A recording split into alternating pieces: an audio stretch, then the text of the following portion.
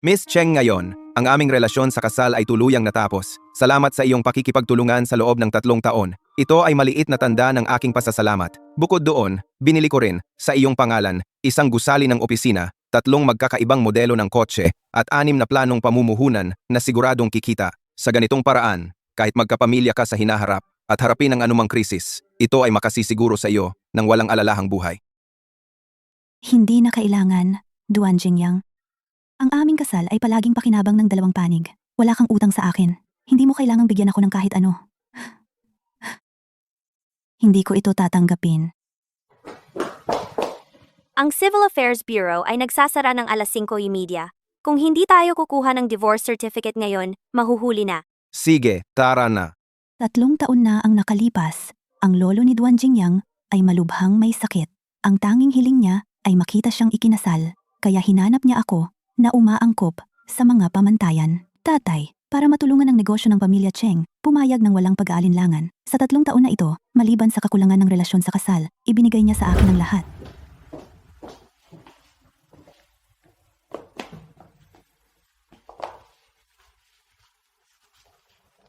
Salamat, Duan Jingyang. Nakuha na natin ang marriage certificate. Sa susunod na 3 taon, pwede mo akong tawaging Jingyang. Walang limitasyon ang card na ito. Karaniwan akong abala sa trabaho. Kung makakita ka ng bagay na gusto mo, bilhin mo ito mismo. Hindi na kailangan, Duan Jingyang. Marami ka nang nagawa para sa aming pamilya. Hindi mo na kailangang bigyan pa ako ng kahit ano. Kahit na ang aming kasal ay para sa kaginhawaan, ikaw ay akin pa ring asawa sa paningin ng batas. Ito ang lahat ng mga bagay na dapat kong gawin bilang asawa. Simula ngayon, matutulog ako sa kuwarto ng panauhin. Tuwing gabi mula alas 11 ng gabi hanggang alas 5 ng umaga ay oras ng aking pahinga. Pwede mo akong maabot anumang oras sa labas ng mga oras na iyon. Uminom ng gamot mo.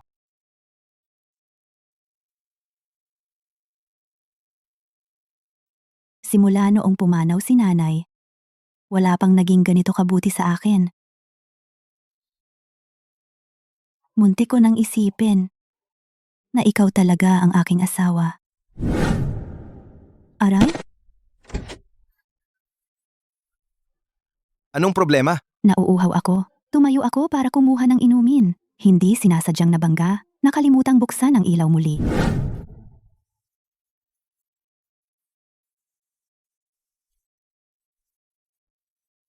Ikaw ba ang gumawa ng lahat ng ito? Sa ganitong paraan, hindi ka masasaktan kung makabangga ka ng mga bagay sa hinaharap.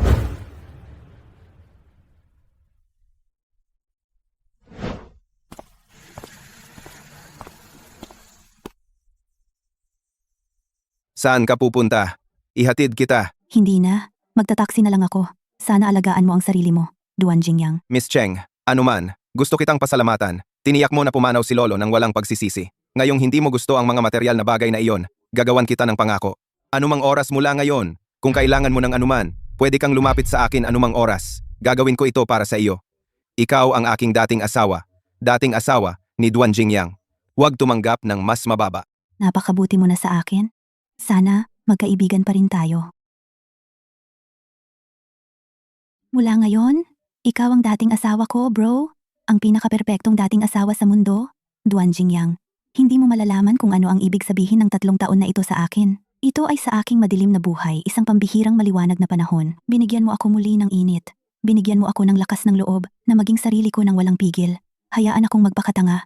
Ngunit ngayon, tapos na ang aking panaginip. Tatay, nag-divorce na kami ni Jingyang. Ipakita mo sa akin ang sertipiko. Wala kang kwenta, 3 taon, at hindi mo nagawang maging totoo ang kasal. Ang kasal na ito ay hindi naman talaga totoo simula pa lang. Alam mo na yan simula pa lang, tatay? At saka, paano naman ako magugustuhan ni Duan Jingyang? Hindi ka niya gusto. Wala ka bang magagawa dyan? Anong klaseng lalaki si Duan Jingyang? Sa Gang Cheng, siya ang naghahari na may bakal na kamao. Ang salita niya ay batas. Ngayon, ginulo mo na. Paano tayo makakapit sa kanya ngayon? Eksakto. Dapat si Yao-Yao na lang ang pinadala natin. Baka nagkaanak na siya ngayon. Akala mo ba hindi ko gusto yon? Yung lolo ni Duan Jingyang. Si Qian Fan ang gusto niya. Ano bang magagawa ko? Pinilit niya akong pumirma ng isang kasunduan ng pagiging lihim. Hindi pwedeng sabihin kahit kanino. Tingnan mo, ang resulta. Lahat walang kwenta. Siyang ga pala. 3 taon kang nakasama sa kanya. Ngayong diborsyado ka na, siguradong may magandang settlement ka, di ba? Wala kahit ano. Noong ikinasal tayo, binigyan ka na niya ng malaking halaga ng pera. Wala siyang utang sa atin. Dahil wala kang kwenta, tingnan mo ang natitira sa akin mula sa pamilya Duan. Magkano ba ang nakuha ko? At si Duan Jingyang, napakakuripot. Ate, talaga bang hindi ka ginalaw ni Duan Jingyang sa loob ng 3 taon? Baka may problema siya sa kalusugan. Nirerespeto lang niya ako. Mabait siyang tao. Huwag kang magsalita ng walang kwenta. Respeto. Pero pinalayas ka pa rin niya. Ipaninindigan mo pa rin siya. Ngayon, isa ka na lang babaeng diborsyada. Sino naman ang magkakagusto sa'yo ngayon? Sige, dahil bumalik ka na, maglingkod ka na lang sa amin. 3 taon na ang nakalipas. May isang lalaki na nagngangalang Xu Peng na may gusto sa'yo. Ngayon, nagtatrabaho siya sa isang subsidiary ng Duan Group bilang team leader ng sales. Dahil hindi tayo makakapit kay Duan Jingyang, pwede tayong kumapit sa isang tao mula sa kumpanya niya. Matutulungan niya akong makakuha ng negosyo. Mag-aayos ako ng blind date para sa'yo sa ilang araw. Maghanap ng mag-aalaga sa'yo habang bata ka pa. Tatay, kakadiborsyo ko lang. E ano ngayon? Sa pamilyang ito, wala kang karapatang makipag-ayos. Huwag mong kalimutan ang kumpanya ng nanay mo. Ako ang namamahala doon.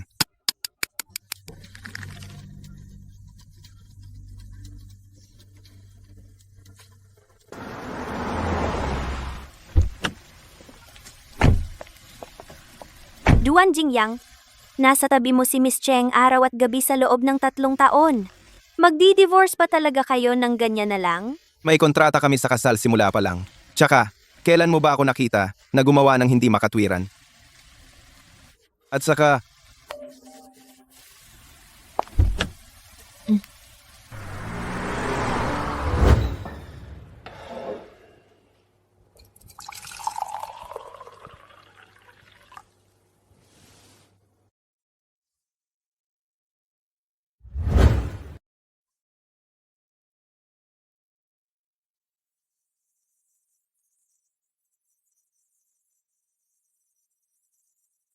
anong ginagawa mo?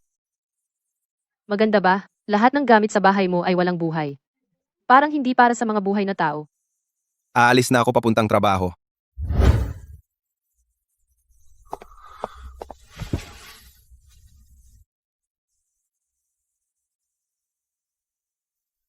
Tatlong taon. At pabaya ka pa rin. Nasaan ang aking itim na cufflinks? Pasensya na, G. Duan. Ang iyong mga personal na gamit ay inayos ni Madam sa mga nakaraang taon. Hindi ako sigurado. Ganon ba?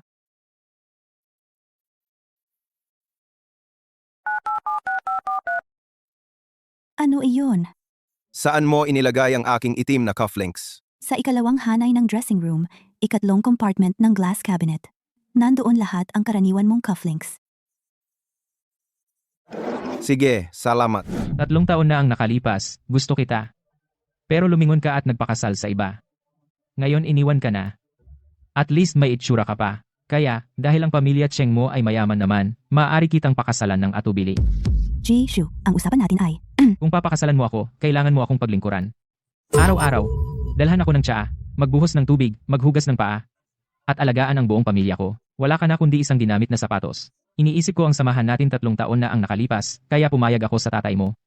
Siya nga pala, ang ex-husband mo ay hindi katapat ko, di ba? Bakit kanya iniwan? May nakita siyang iba. hindi. Mabait siya sa akin. Hindi ako karapat-dapat sa kanya. Di wow. Mula ngayon, manatili ka na lang sa akin. Malalaman mo ang isang lalaking tulad ko ay ang pinakamataas na abot mo. Oh, may high-end cocktail party sa ilang araw. Sumama ka sa akin. Magbihis ka ng maganda. Huwag mo akong ipahiya. Baka tama si Shupeng. Wala na ako ngayon. Kahit hindi si Shupeng, si Itay ay maghahanap ng iba para sa akin. Nakilala ko na ang pinakamabuting tao. Kahit sino pa ang makasama ko sa hinaharap, magko-compromise lang ako.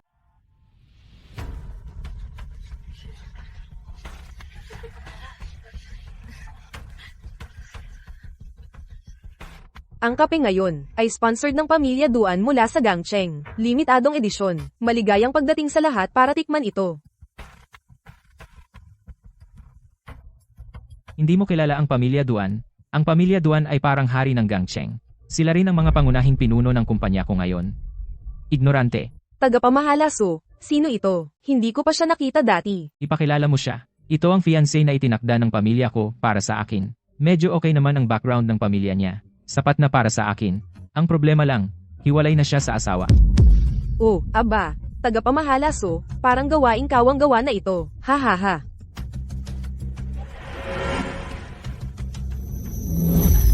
Yirgachefe, isang maliit na bayan sa Ethiopia. Isa sa mga pinakasikat na rehiyon ng kape sa mundo. Isa sa kanila. Gusto mo bang sumubok? Yung Yirgachefe, nakakadating lang ngayon? Medyo maasim ang lasa. Iyan ang trademark na katangian ng Yirgachefe. Subukan mo ang citrus notes. Naaamoy mo ba? Ang aroma ng lemon at citrus. At kaunting jasmine. Oo, tiyak na naaamoy ko ang fruity notes. Mas masarap kaysa sa kanina. Jingyang, hindi naman tayo kasal. Bakit mo ako kinukwento ng mga ito? Dahil 3 taon lang ako makakasama mo. Pero sa loob ng 3 taon na ito, sana matuto ka ng marami hanggat maaari. Ano ba ang inaatupag mo? Pasensya na.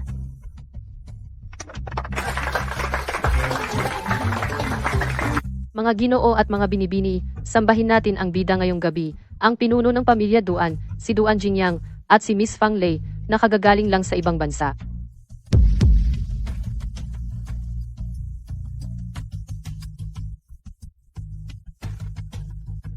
Sa loob ng maraming taon, si Duan Jingyang ay hindi pa nagdadala ng babae sa isang party. Tiyak na ito ang gusto niya. Ang ganda niya. Dapat ikaw ay anak din ng mayamang pamilya. Bakit kung ihambing sa kanya, parang ang simple mo? Kaya ito ang babaeng gusto pakasalan ni Duan Jingyang. Talagang gustong pakasalan. Ngayon, natupad na ang kanyang hiling. Kumusta, Duan Jingyang? Galing ako sa Duan Corporation South City Branch, pinuno ng sales team, Shupeng. Ikinagagalak kong makilala ka. Mr. Shu, ngayon ang aking welcome back party, pero tila hindi para sa akin ang pagpunta mo. Hindi. Hindi ko yon sinasadya. Ito ang aking kasama. Dumating talaga ako para sa party. Cheng Qianfan, ang tagapagmana ng pamilya Cheng. Si Cheng Qianfan ay aking fiancé. Duan Jingyang, sana marami akong matutunan mula sa iyo. Binigyan ba kita ng permiso para magsalita? Tingnan mo ang okasyon. Kailangan kong pumunta sa banyo. Sige. Ang mga babae, laging pabigat.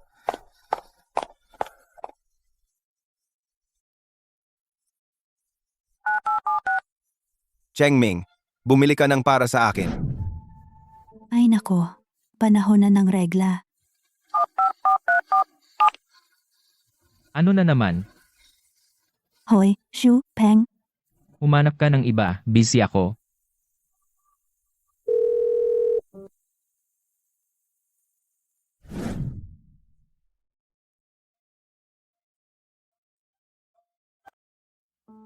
Yung lalaking yon kanina, ibig mong sabihin.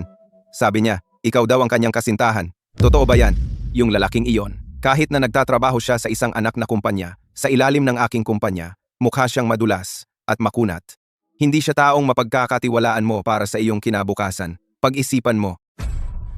hiwalay na kami. Bakit nakikialam ka pa rin sa mga bagay-bagay ko? Kahit na hiwalay na tayo, sa legal na aspeto, dating asawa ko ka pa rin. Ayaw kong makita kang napahamak. Kuya, ano ang ginagawa mo rito? Si tatay ay naghihintay sa'yo sa bulwagan. Nakilala mo na ang mga magulang? Mukhang perpekto ang inyong silweta na magkasama.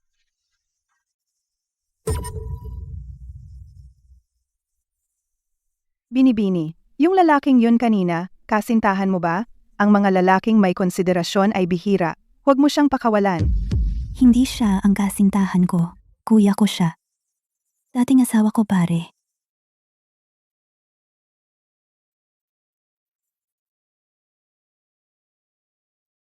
Kung ang bulaklak na nagbubukas sa gabi ay isang beses lang mamulaklak, dapat itong mamulaklak ng mas maningning. Duan Jingyang, talaga kang mabuting tao sa puso. Hindi dahil kasal tayo na mabuti ang trato mo sa akin, dahil talagang mabuti ka. Wala lang akong sapat na biyaya. Sa party ngayon, ano na nangyari kay Shupeng? Mararamdaman ni tatay na may gusto siya sa iyo. Tatay, kailangan ko bang pakasalan si Shupeng? Sa tingin ko lang, hindi siya mabuting tao. Hindi ka pa gaanong nakakakilala ng tao at tinatawag mo siyang masamang tao? Sabi ko sa iyo, ang tatay mo wala ng tsansa ngayon na lumapit kay Duan Jingyang. Pero sa relasyon mo kay Shupeng, sa tingin ko sa hinaharap, may mga negosyo ring magaganap. Tatay, alam ko mula bata pa ako na hindi mo ako gusto. Tuwing binubuli ako ni Cheng Yao at ng kanyang ina, kunwari hindi mo nakikita. Pero ang kasal ay malaking bagay. Ginamit na akong parang kapalit para sa interes ng pamilya Cheng dati pa. Bilang isang bata, wala kang karapatan sa tatay mo ang pagalitan ako. Alam mo ba ang kailangan mo lang malaman ngayon ay ang paggalang sa magulang ang pinakamahalaga. Pero tatay, nakikiusap ako. Ayaw ko talaga siyang pakasalan. Kung itinuturing mo pa akong ama mo, sundin mo ang sinasabi ko. Sabi ko sa iyo, ang kumpanyang ito ngayon ay itinayo mag-isa ng yumaong ina mo. Kung hindi mo pa kakasalan si Shupeng, mapapanood mo na lang masira ang gawain ng buhay ng iyong ina. Tapos na.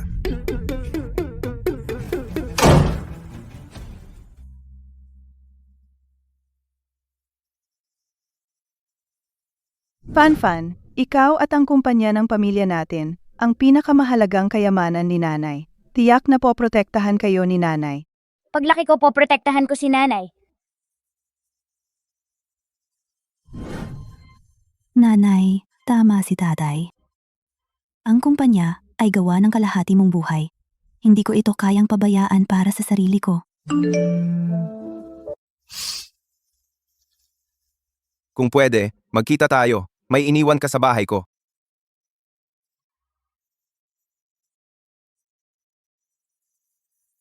Hindi mo maililigtas ang isang taong nahuhulog. Nasaksihan mo ang kahihiyan ko. Tingnan natin kung sino ang mas walang awa.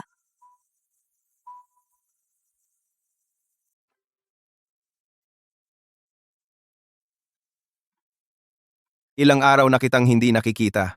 Bakit pumayat ka na naman? Para sa damit pangkasal, Hindi ba sinabi mong ibibigay mo sa akin ang damit? nalabhan ko na nang malinis dito. Okay ka lang ba nitong mga nakaraang araw?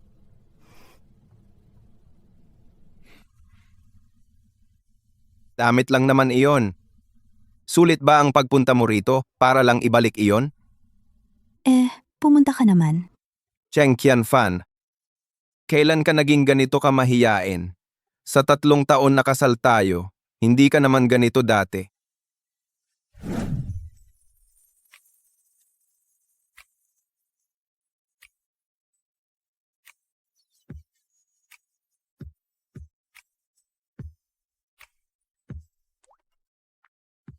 Kakagawa ko lang nito. Subukan mo.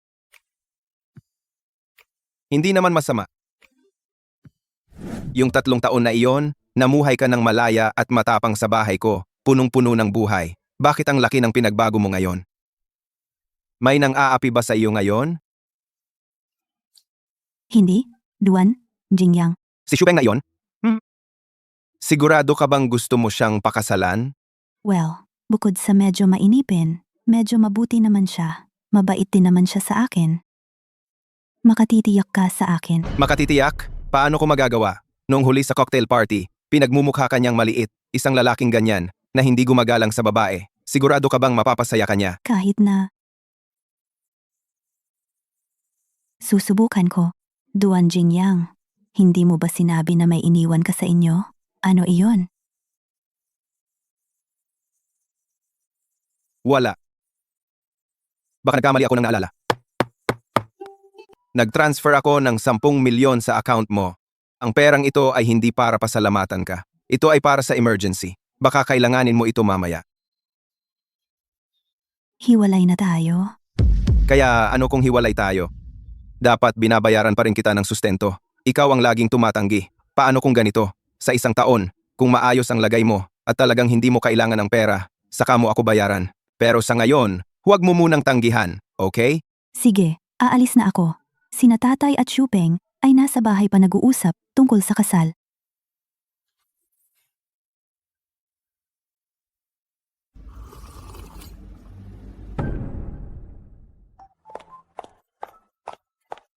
Pwede bang huwag mong pakasalan ang taong iyon?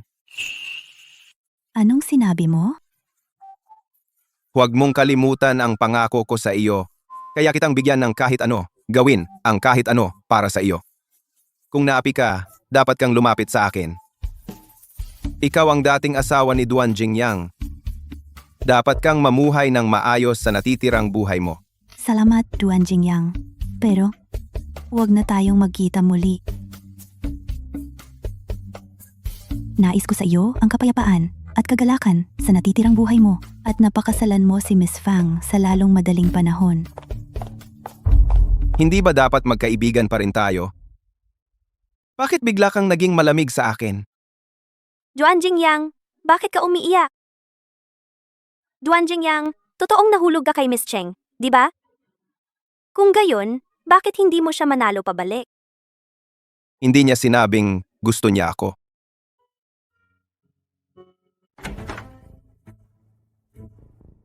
Kaya tungkol kay Qian Fan, nasa kamay mo na siya. Kung hindi siya sumunod, pwedeng mong paluin at pagalitan, huwag kang mag-atubili. Ginoong Cheng, huwag kang mag-alala. Aalagaan ko siya ng mabuti. Oh, ate, bumalik ka na. Si Shupeng ay hinihintay ka na. Shupeng, Kapag ikaw at si Shupeng ay nagpakasal, magiging pamilya na tayo. Maaga o huli, pareho lang iyan.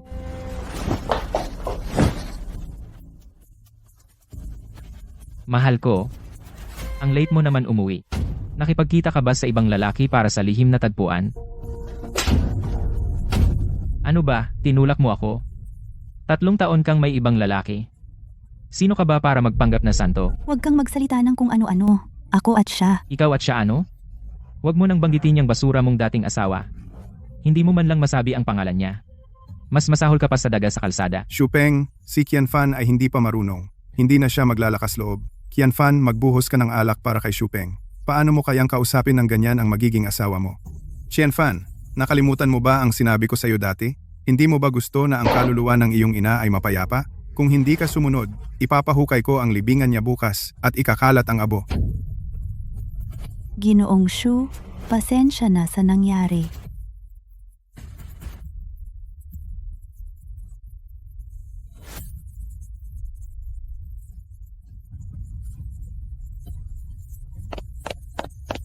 Hoy, tumakbo siya. Ginoong Shu, itong si Qian Fan, sa kalaunan ay magiging iyo rin. Bakit hindi mo samantalahin ang ngayon?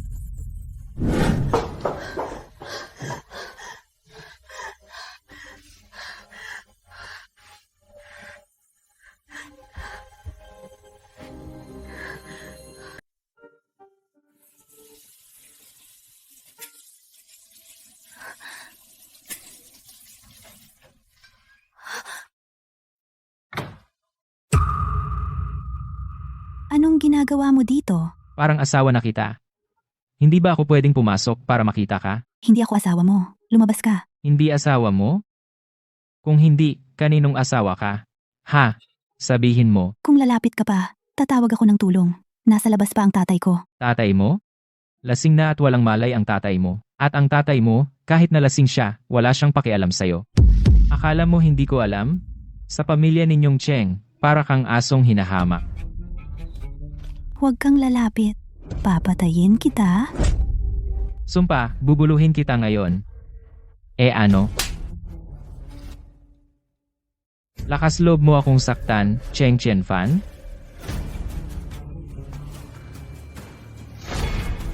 Hindi mo pa rin nauunawaan ang katotohanan, hindi ba? Patay na ang nanay mo. Hiwalay ka na. Ayaw ka rin ng tatay mo. Sa mundong ito, walang sino mang magpapahalaga sa'yo. O rerespeto sa'yo. Hindi. Hindi totoo iyan. Anong sinabi mo? May nagpapahalaga sa akin.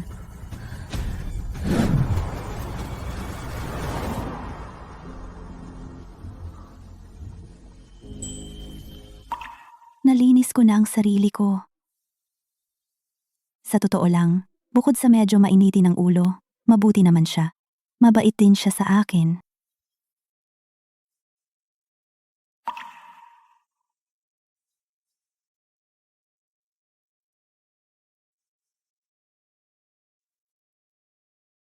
Bobong babae.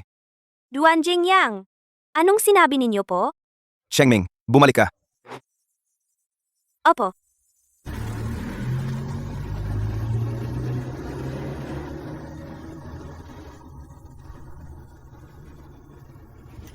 Si Xu Peng yan. Kailangan mong pakasalan siya.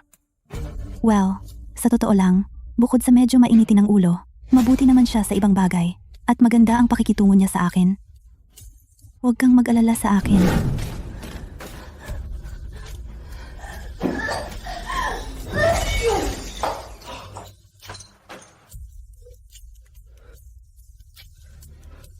Cheng Qianfan, papatayin kita.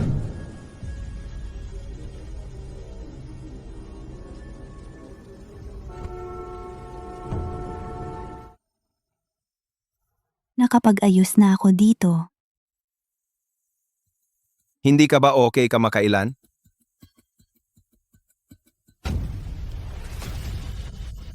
Tigilan mo ang sasakyan. Bababa na ako dito.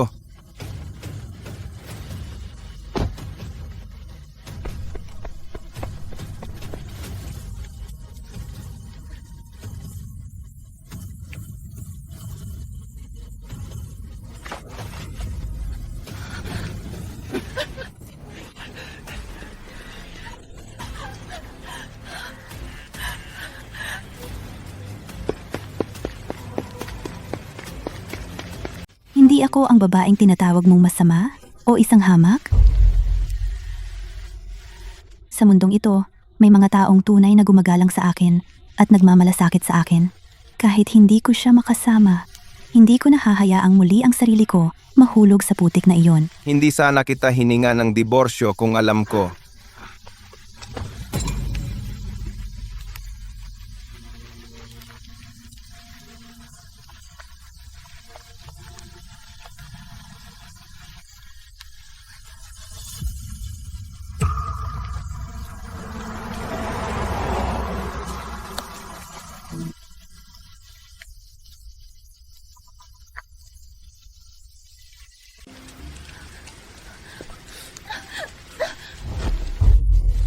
Lumapit ka. Xu Peng, Sinasaktan mo ako at akala mo makakatakas ka. Parang gusto mong mamatay, ha? Lumapit ka. Tumatakbo ka pa? Tumakbo ka, hamon ko sa'yo. tulong, tulong. Sumisigaw ka pa. Gusto mong mapansin, ha? Akala mo ba kakalagkarin kita ngayon?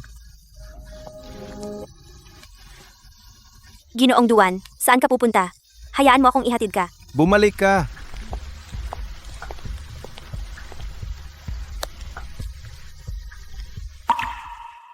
Binibining Cheng, ngayon ang ating kasal ay opisyal nang matatapos.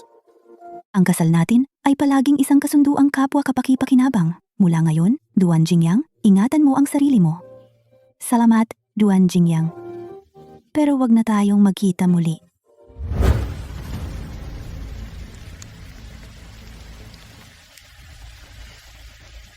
Baka sobra akong nag-iisip. Marahil siya talagang ayaw na niya akong makita muli. Ikaw.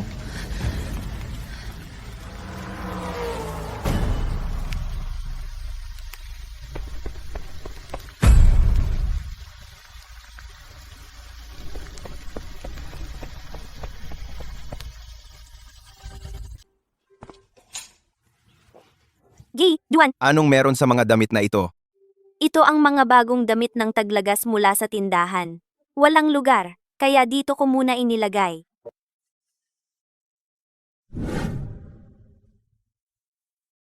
Dumating na naman ang taglagas.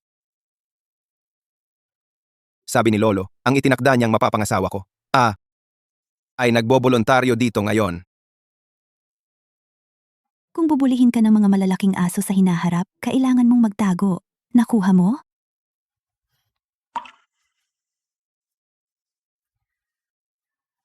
Nakita ko sa ID mo na kaarawan mo ngayon. Bakit hindi mo sinabi sa akin? Hindi naman malaking bagay. Nasa ibang bansa ang pamilya ko buong taon. Hindi rin ako nagse-celebrate ng kaarawan ko. Hindi pwede iyon. Ngayon, ipagdiriwang ko ito. Kasama ka. Anong sinabi mo?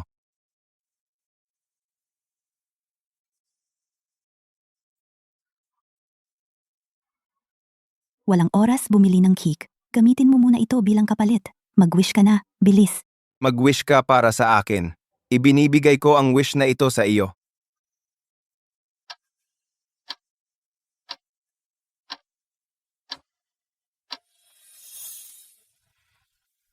Isabit muna natin. Si,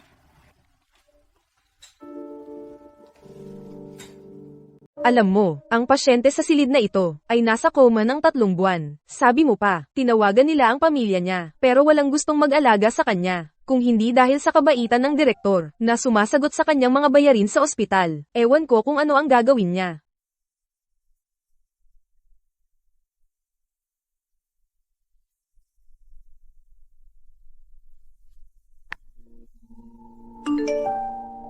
Kung hindi ka pakakasal kay Shupeng, wala kang silbi sa pamilya Cheng. Mula ngayon, wala na akong anak na babae.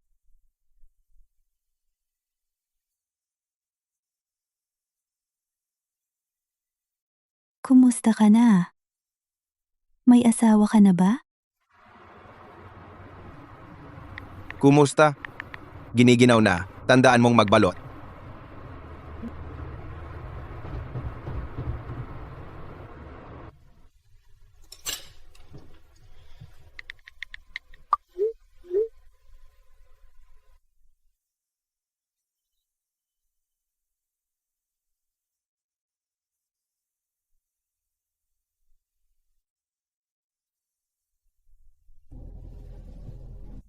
Kailangan ng ilang round ng testing. Hindi kailangang sumigaw para patunayan ang iyong inosente. Ang ingay ng mundong ito, lahat ng nasa paligid ay kasinungalingan.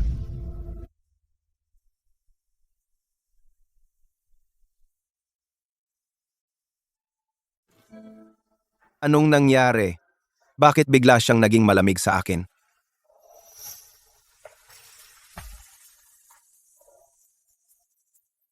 Si Shupeng mula sa sangay ng Nancheng. Kumusta siya kamakailan? sabi nila, pangkaraniwan lang ang kakayahan niya. Pagkatapos mo siyang ipromote bilang general manager, 3 buwan na ang nakalipas. Maraming tao ang hindi kumbinsido. Si Qian Fan ay gustong pakasalan siya. Gusto ko siyang kumita ng mas marami para mas maging maganda ang buhay ni Qian Fan. President Duan, bakit mo ito ginagawa? Mapait? Isipin mo na lang na marami akong pera. Hindi na makakabalik sa pamilya Cheng. Maghanap muna ng matutuluyan. Buti na lang, nag-iwan si Jingyang ng pera sa akin noon. Hindi ko inaasahan, nakakailanganin ko talaga ito.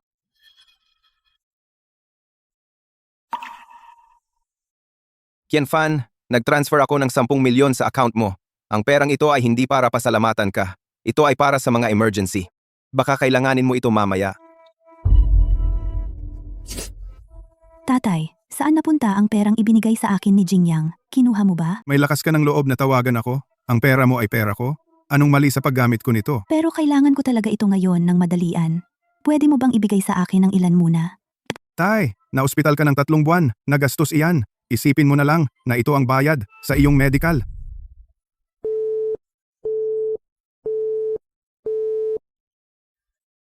Pero ang perang iyon, tinulungan ako ng direktor na tiyahin na bayaran ito. Si Yenanga, kailangan ko munang mabuhay.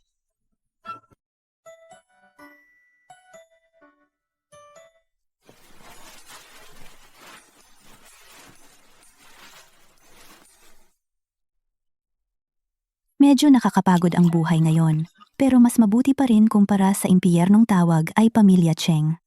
Sa kabutihang palad, tinuruan ako ni Jingyang kung paano makatikim ng kape, gumawa ng kape. Uy, miss, handa na ba ang kape ko? Darating na, enjoy. Cheng Qianfan, nakikita ko puno na ang basura sa labas. Ilabas mo yan. Mag-aalis ako ng kargamento sa likod. Sige po. Cheng Qianfan, tumigil muna sa trabaho. May malaking order tayo. Bilisan mo at gumawa ng 30 tasa ng kape. Ihatid mo sa punong tanggapan ng Duan Corporation. Duan? Hindi mo kilala ang Duan Corporation? Ito ang pinakamataas na gusali at pinakamalaki sa buong lungsod. Bilisan mo! Po, pero... Ano ang tinatawagan mo sa akin? Gawin mo na lang. Si po. Hindi ako dapat makasalubong siya, di ba?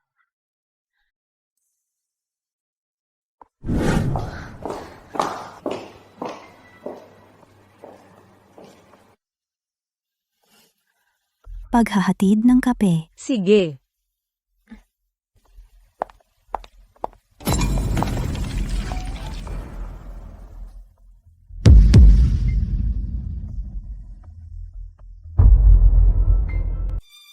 Kape ko, ano bang problema mo? 12 ng tao ang nasa conference room. Naghihintay ng kape nila. Ano na naman? Kailangan mong bayaran iyan. Pasensya na, hindi ko sinasadya. Na-aksidente akong nabunggo. Tigilan mo na ang kalokohan. Bayaran mo na at umalis ka na. Natapon mo ang kape sa buong sahig ng kumpanya namin. Wala akong ganyan kalaking pera sa ngayon. Pwede bang hintayin mo hanggang sahod ko sa katapusan ng buwan? Walang pera. Wala akong pakialam kung wala kang pera. Kung sinira mo ang gamit ng iba, babayaran mo iyon. Hindi mo ba naiintindihan yan? Naiintindihan ko yan, pero sa ngayon, wala talaga akong ganyan kalaki. Ibibigay ko lahat ng meron ako ngayon. Kapag sumahod ako sa katapusan ng buwan, tiyak na babayaran ko ang natitira. Ate, nakita ko na ang tipo mong tao. Kung pababayaan kita ngayon, ang perang ito, hindi ko na yan makukuha sa buong buhay ko.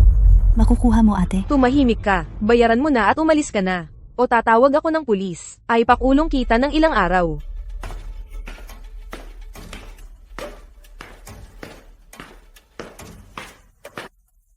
Anong pinagkakaguluhan ninyo?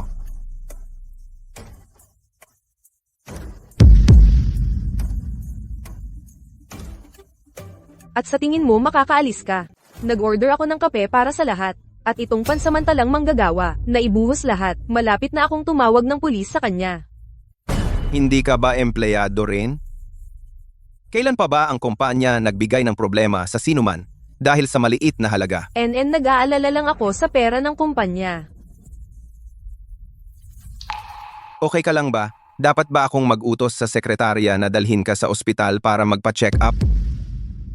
Hindi. Hindi ko pwedeng ipakita kay Duan Jingyang ang mukha ko. Hindi niya ako pwedeng makita sa ganitong kalagayan. Hindi na kailangan. Ito na ang pera para ibalik sa iyo.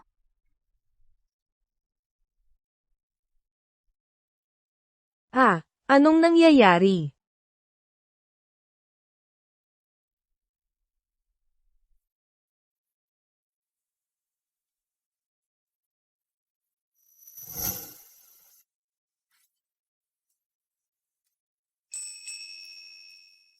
Cheng Ming, puntahan mo at tingnan yung taong kanina. Oh.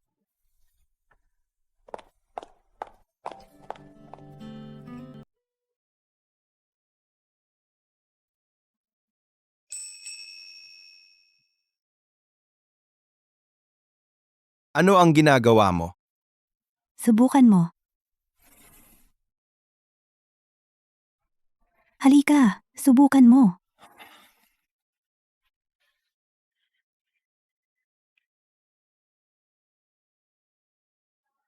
Maging seryoso ka. Mali lang sa pagguhit. Ano ang tinatawanan mo?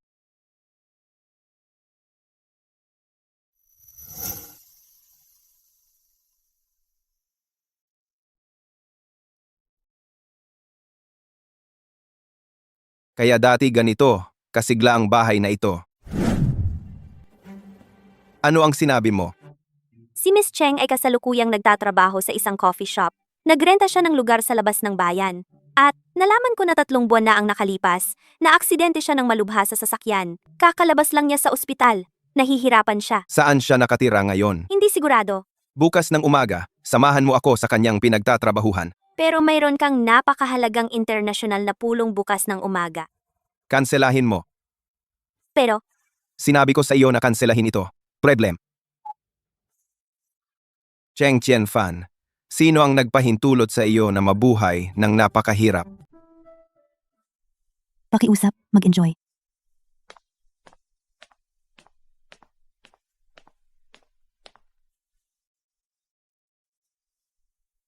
si Miss Cheng ay nasa loob. Jingyang. Jingyang, hindi ka ba papasok? Malamang ayaw ni Qianfan na makita ako ngayon. Bakit? Walang babae. Gustong makita ng kanyang dating asawa kapag nalulungkot siya. Hindi ba iyan ang fiancé ni Miss Cheng? Bakit siya kasama ng ibang babae?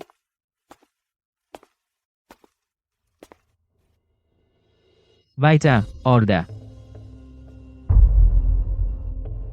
Ano ang order ninyo? Qianfan, ano ang ginagawa mo dito? Hindi ka ba nahagip ng kotse? Hindi mo ba sinabi sa akin na tumakas na siya? Ano ang ginagawa niya dito? Noong araw, noong gusto ka naming pakasalan siya, tumanggi ka talaga. Kaya bakit handa ka na ngayon? Tigilan mo ang walang kwentang usapan. Si Pengpeng 3 buwan na ang nakalipas ay na-promote bilang pangkalahatang tagapamahala. Napakahusay niya. Hindi ako tumanggi. Naiintindihan ko. Pero Shupeng, ang ginawa mo, maaaring hindi alam ng iba. Pero ikaw mismo alam mo, di ba? Shupeng, paano mong nasabi na wala kang ginawa? 3 buwan na ang nakalipas. Malinaw na. Tumahimik ka.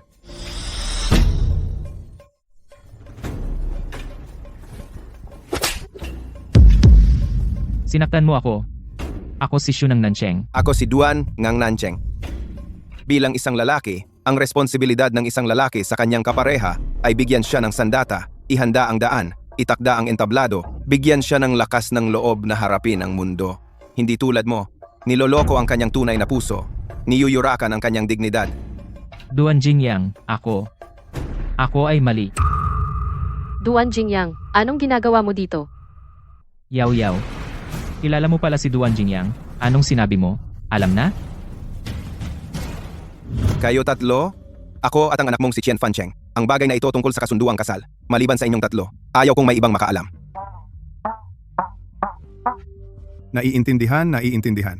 Makatitiyak ka, Duan Jingyang, tiyak na mananahimik kami. Kung may magsasalita tungkol dito, siguradong gagawin ko na kayo sa buong Harbor City, hindi man lang makakatagal ng isang araw. Anong problema? Ako. Hindi ko siya kilala. Wala akong sinabi. Hindi ko siya kilala. Wala akong sinabi. Hindi ko siya kilala. Duan Jingyang, ako si Shupeng, ang pangkalahatang tagapamahala ng sangay. Ikaw ang nag-promote sa akin. Malamang may misunderstanding dito. Tingnan mo, mababali mo ang pulso ko. Nakita ko lang nasasaktan mo ang isang babae. Ano pang misunderstanding ang pwedeng magkaroon? Siya ba ang ibig mong sabihin? Nakilala mo na dati ang ex-fiancé ko. Tumakas siya kasama ang iba bago ang kasal. Tinuturuan ko lang siya ng leksyon. Hindi ka kasal. Ha? Bakit ako mag-aasawa ng babaeng bastos na tulad niya? Siya ay may asawa na. Ang dati niyang asawa, siya ay isang walang kwenta. At iniwan din siya nito. Cheng Qianfan, maswerte ka na nakasalubong mo si Duan Jingyang ngayon. Nakaahon ka ng madali. Kung magsalita ka ulit ng kalokohan, pupuntahan kita at hahampasin araw-araw. Oo, Duan Jingyang. Busy ka, hindi na kita aabalahin. Lumayo ka rin sa mga babaeng tulad niya. Huwag kang mapasama sa gulo. Cheng Qianfan, lumingon ka.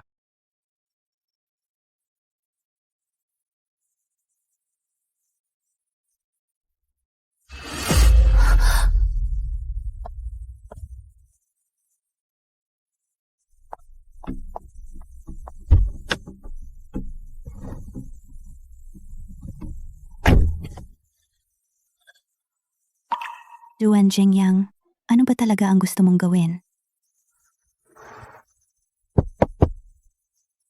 May sasabihin ako kay Miss Cheng. Si.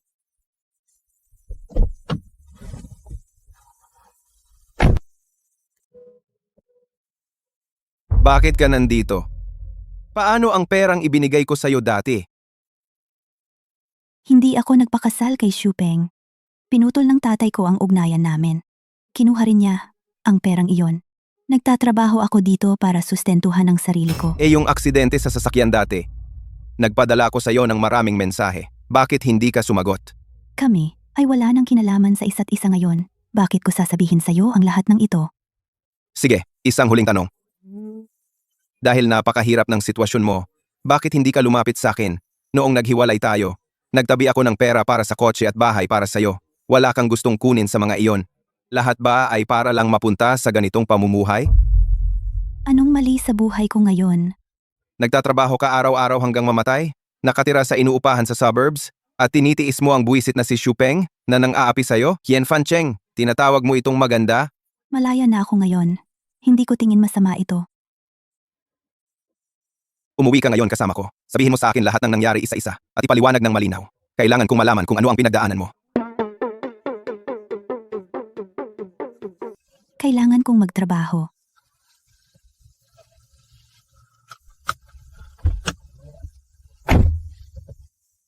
Cheng Ming, magmaneho ka. Opo.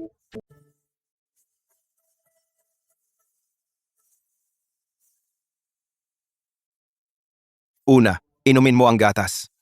Kaya ko itong gawin mag-isa. Saka kumain ka muna ng kahit ano. Magluluto ako.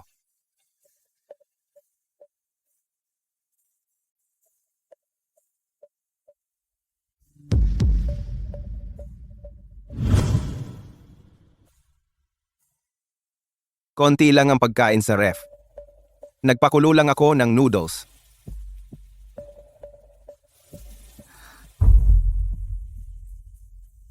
Inilagay ko ito dati. Bakit nandito pa ito? Hindi mo ba gusto ang lasa? Hindi masyadong masarap. Parang bumalik tayo sa 3 taong iyon. Pero alam ko na hindi ito ang 3 taong iyon. Cheng Qianfan, pinagkakatiwalaan mo ba ako? Pinagkakatiwalaan kita. Saka, maari mo bang sabihin sa akin? Sa panahong ito, ano ba talaga ang nangyari sa iyo?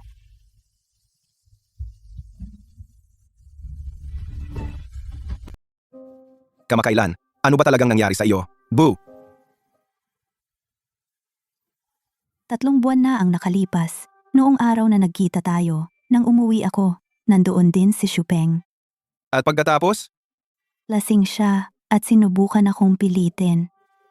Para makalayo sa kanya, sinundok ko siya at pagkatapos ay tumakbo ako palabas sa kalsada. Nag-away kami at nagkaroon ng aksidente sa sasakyan. Kaya pagkatapos noon, nanatili ka sa ospital ng buong 3 buwan. Maya-maya ay nalaman ko, isang mabait na dumadaan, dinala ako sa ospital. Ang puno ng ospital ang sumagot sa aking mga gastusing medikal. Cheng Qianfan, hayaan mong maghiganti ako para sa iyo. Kung ito man ay si Shu, Peng, o ang iyong ama, o ang madrastra na iyon, pagbabayarin ko silang lahat. Ngunit ang mga bagay na ito ay walang kinalaman sa iyo. Ako naman ang dating asawa mo. Sinabi ko sa iyo, ang iyong kinabukasan ay dapat maging maganda. Salamat, Duan Jingyang. Pero ayaw ko ng paghihiganti. Sa tingin ko, maganda ang buhay ko ngayon. Napakatahimik. Tahimik. Alam ko kung ano ang ugali ng iyong ama. Palagi kang tinatakot gamit ang iyong ina at iyong si Shupeng para pigilan kang magsalita. Tiyak na susundan ka niya ulit. Lahat ng mga hinaing at sakit na dinanas mo, kung hindi sila makakuha ng makatarungang tugon, mabubulok sila sa loob mo magpakailanman. Cheng Qianfan, huwag mong isipin na bigla silang magbabago. Ayaw kong patuloy kang mabuhay sa bangungot. At ayaw ko ang natitirang bahagi ng iyong buhay na maging ganito. Kahit sabihin mo lang ang salita. Maaari mong gamitin ang pagkakakilanlan bilang Mrs. Duan para makaganti sa kanila. Ako'y lagi sa iyo.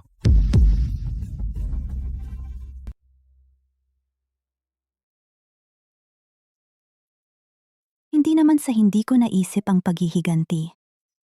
Pero, Sa tingin ko lang hindi mo kaya. O sa halip, natatakot ka. Natatakot ka na masaktan ka palalo. Ako na ang maghihiganti para sa'yo. Ex-wife kita. Ako ang pinuno ng pamilyang Duan. Yung 3 sa pamilyang Cheng, hindi nila magawang ipaalam ang kasal natin kahit kanino. wala kang kinalaman sa mga bagay na ito. Wala ring pakinabang para sa'yo. Negosyante ako. Ako na ang magdedesisyon kung ano ang makakabuti para sa akin. So, talagang dahil makakabuti sa kanya, akala ko may gusto siya sa akin kahit kaunti. So, ano ang gagawin mo? Sa kapangyarihan mo, madali mong sila mapapabayaan. Wala naman tayo sa madalian. Tulungan muna sila umakyat sa tuktok at saka gagawin ko silang mga daga na kahit aso ay kadiri. Natakot ka ba? Unang beses lang kitang makita na ganito. Paano pagkatapos ng paghihiganti? Haharapin natin ang kinabukasan pagdating nito. Aayusin natin yan kapag dumating na. Siya. Salamat, Duan Jingyang. Pwede ka pa ring tumira sa pangunahing silid tulugan sa ngayon. Nandoon pa rin ang mga gamit mo. Abala ako sa trabaho nitong mga nakaraang araw. Wala akong oras para ayusin ang mga bagay. Pero, hiwalay na tayo. Sa bandang huli, kailangan mo nang umusad. Bukod sa'yo, walang ibang babae ang nakatapak dito. Kaya, hindi mo na kailangang mag-alala tungkol doon. Mahaba ang araw mo, di ba? Mas mabuting magpahinga ka.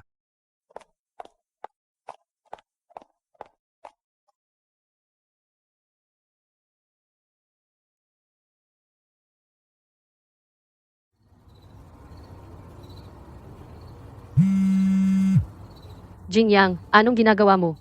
Lumabas ka at makipagkwentuhan. Kalimutan mo na. Kayo na lang. Wala kang kasayahan. Matagal ka nang nakabalik sa bansa pero halos hindi kita nakikita.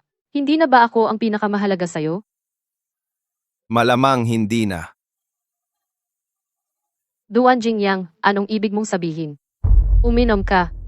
Hindi kita nakita ang uminom ng alak sa buong buhay ko. Anong nangyari? Pinagsisisihan ko ang paghihiwalay natin.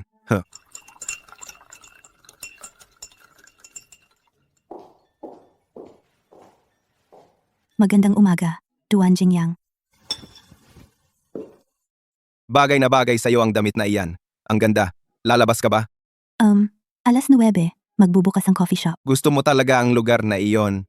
Gusto ko yung may-ari, kahit medyo nakakainis, pero maraming bulaklak sa shop at ang mga regular magagaling. Oo. Gusto mo ng bulaklak. Ano? Wala. Simula ngayon, sa iyo na ang shop na iyan. Pwede mo itong patakbuhin ayon sa gusto mo. Akin? Kailan mo ito binili? Tara na. Gawan mo ako ng kape araw-araw simula ngayon. Isipin mo na lang na pambayad sa utang mo.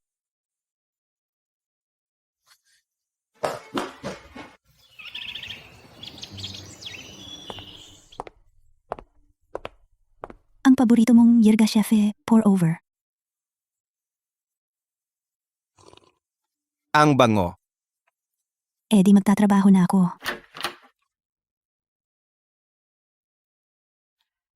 Miss Cheng Yao. Pwede ba tayong uminom? Anong problema, Miss Cheng Yao? Hindi ba maginhawa? Hindi, Duan Jingyang. Ikinagagalak ko. Siya.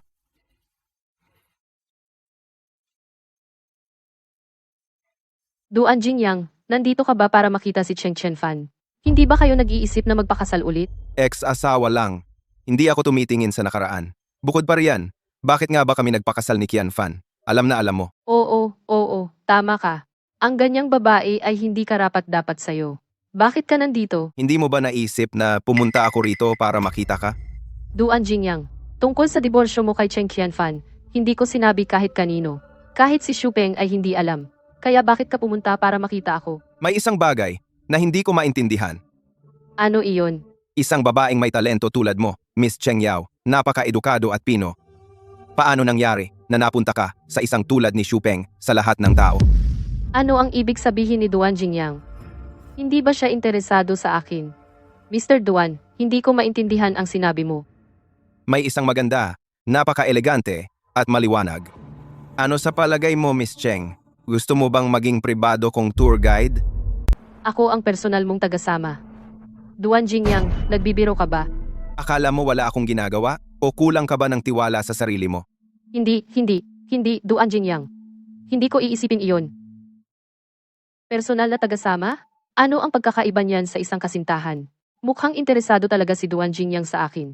Kung mapapakasalan ko siya, magiging ang pinakapinarangalan na babae sa Harbor City. Pumapayag akong maging personal mong tagasama. Duan Jingyang, may iba pa ba? Wala naman.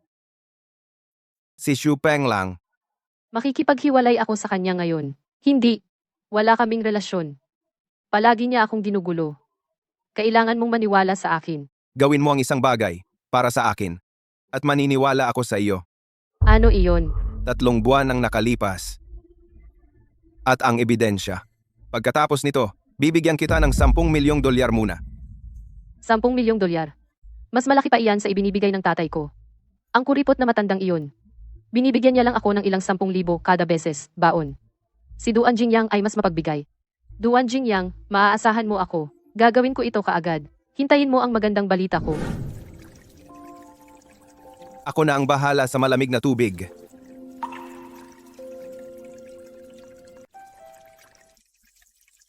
Malamig ang tubig. Ako na ang bahala. Ano ang sinabi mo kay Cheng Yao? Wala. Nangingisda lang. Nangingisda? Si Cheng Yao ay simple lang.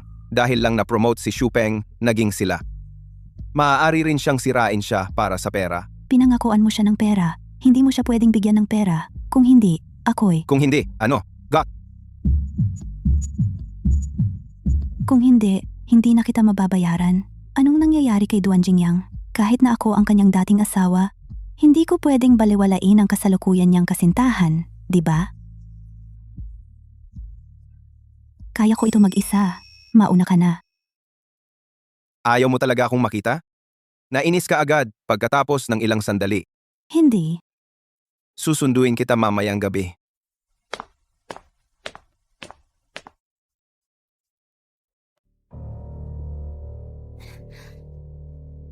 Uy, may plano ba tayo ngayong gabi? Mahal, matagal na kitang hinihintay. Sinta. Kamusta ang kumpanya nitong mga nakaraang araw? Siyempre, maganda ang takbo. Ako na ngayon ang pangkalahatang tagapamahala. Kahit may mga hindi nakakaintindi, mababa ang tingin sa akin, personal akong na-promote ni Duan Jingyang. Kahit gaano ka kataas umakyat, aso ka pa rin ni Duan Jingyang, hindi ka makakapantay sa kanya. Sinta, ang galing-galing mo talaga. Gusto kitang pakasalan ngayon na. Talaga? Mayroon akong mas kahanga-hanga pa. Ano iyon? Sige, sabihin mo na.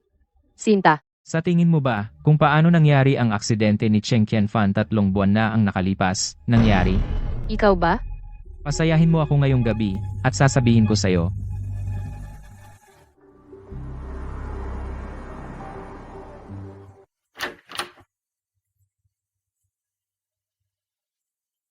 Kaya ko nang mag-isa. Hindi ba dati lagi kitang pinapasan? Bakit hindi ngayon? Dati, kahit papaano, asawa kita sa papel. Ngayon, ex-husband ka na lang. Nagkasundo tayo na 1 tasa kada araw para mabayaran ang utang. Sa unang araw pa lang, gustong umiwas? Hindi. Iniisip ko lang, sa laki ng kumpanya, wala ka naman sa opisina. Paano iyon gagana? Huwag kang mag-alala. Walang ganyan katanga sa kumpanya namin.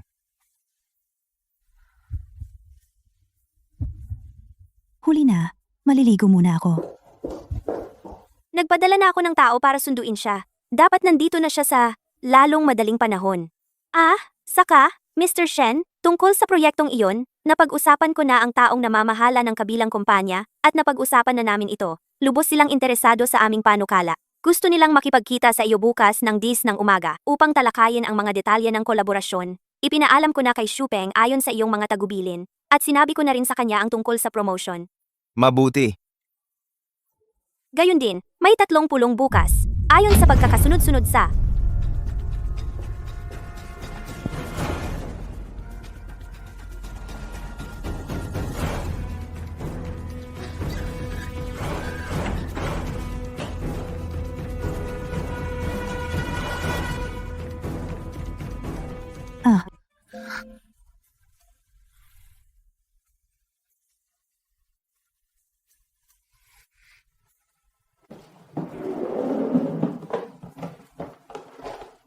Duan Jingyang, kaya kong gawin ito nang mag-isa. Huwag gumalaw. Kung ang oras ay maaaring tumigil sa ngayon, gaano kaganda iyon? Paano mo naman mahulog sa sarili mong bakuran? Ano ang tinatawanan mo? Wala.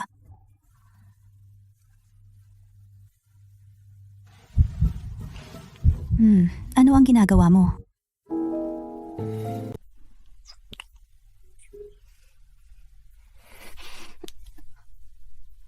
Aba, Ano ang tingin mo sa akin? hindi tayo kasal sa pangalan at hindi rin tayo magkasintahan. Hindi ito tama. Lumabas ka.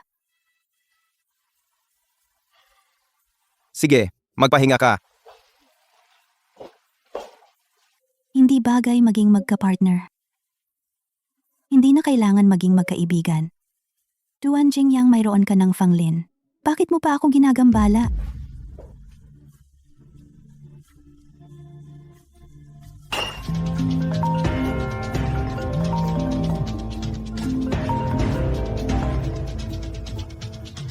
Anong meron? Duan Jingyang, ako si Cheng Yao. Nakita ko lang ang numero mo sa telepono ni Shupeng at nakita ko ang numero mo. 3 buwan na ang nakalipas, ang totoo tungkol sa aksidente sa sasakyan ni Cheng Qianfan. Ang recording pen. Nakuha ko na ito. Kailan ko dapat ibigay sa'yo? Bukas.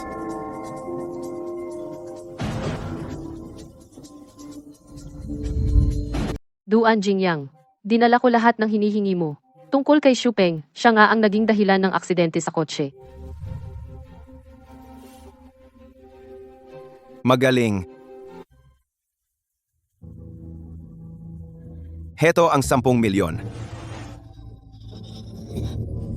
Salamat. Duan Jingyang. Tungkol sa Shupeng, ano ang dapat kong gawin susunod? Sigurado akong malalaman mo kung ano ang gagawin. Naiintindihan ko. Naiintindihan ko talaga.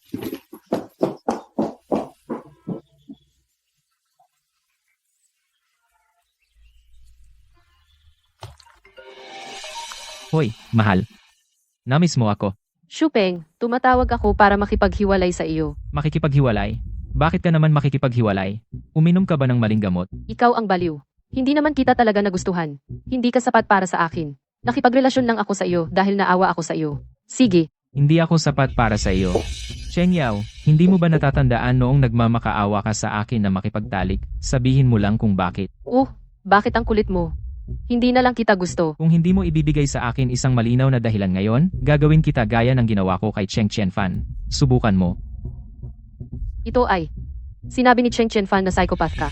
Ano ang sinabi mo? Anyway, sinabi ni Cheng Qianfan na gago ka. Anyway, may gusto na akong iba. Tigilan mo na ako.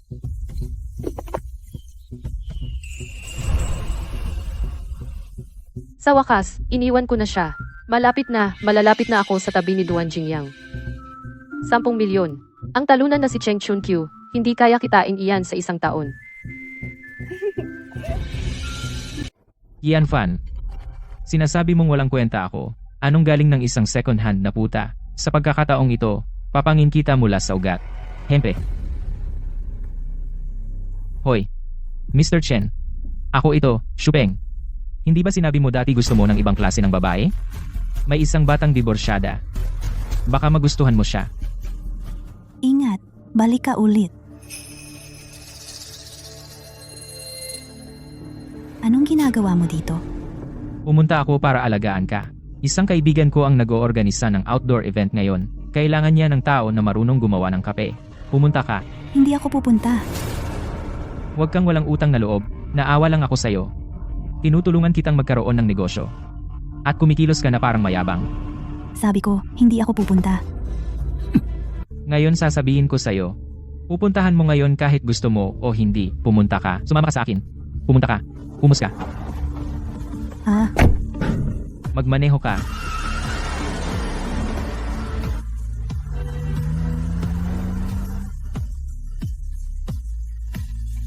Mr. Duan, bakit ka bumili ng maraming stickers?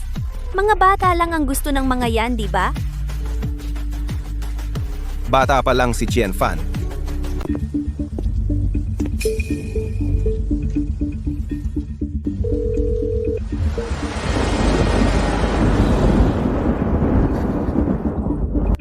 Shupeng, saan mo ako eksaktong dadalhin? Umayos ka. Huwag kang gumalaw-galaw. Bilisan mo magmaneho.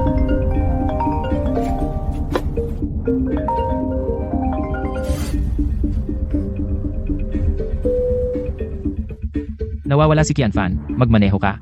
I-check ko ang surveillance. Cheng Qianfan, binigyan kita ng imported na droga. Magsaya ka lang kasama si President Son. President Son, nandito na siya. Umakyat ka na.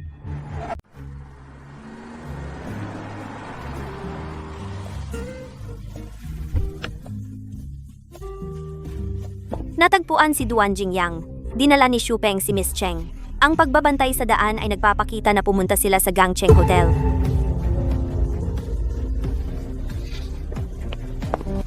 Tingnan kung nasaan ang dalawang ito. Sa room 1808, matagal na silang nandoon.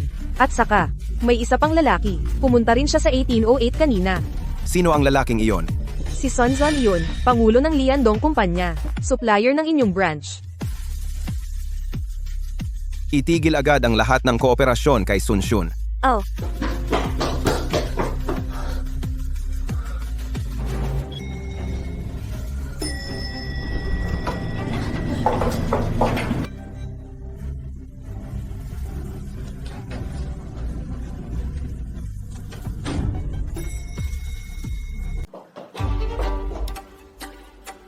Sino ka?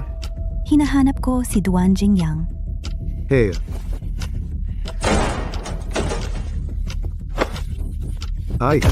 Ay. Sino ka ba talaga? Naglakas loob kang pumasok sa kwarto ko? Lumabas ka. Cheng Ming, Uy.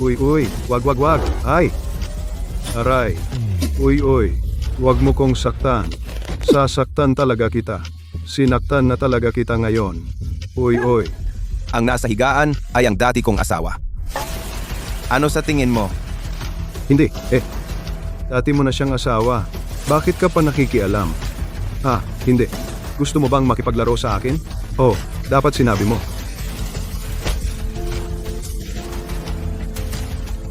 Dalhin mo na siya. Tara na.